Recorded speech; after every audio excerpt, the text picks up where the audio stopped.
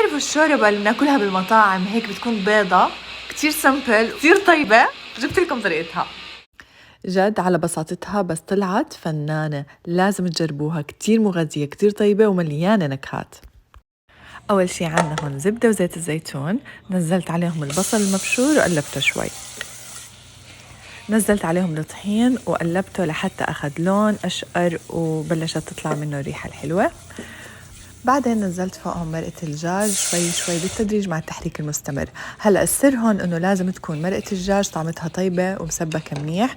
بفضل إنه تستغنوا عن المكعبات المرق بهاي الشوربة وتجربوا تعملوها بمرقة الدجاج المصنوعة بالبيت. بعدين ضفت الحليب، واختياري فيكم تضيفوا شوية كريمة، أنا ضفت هيك يعني 3 معالق كبار كريمة. وهون الدجاج إذا بدكم تضيفوا دجاج مسلوق مفتت كمان اختياري، في ناس ما بتحب بس طلع كتير طيب معها. آخر شي رشة الفلفل الأسود ورشة جوز الطيب وبقدونس مفروم، وصارت عنا جاهزة. قدموها واستمتعوا فيها، وصحتين وألف هنا.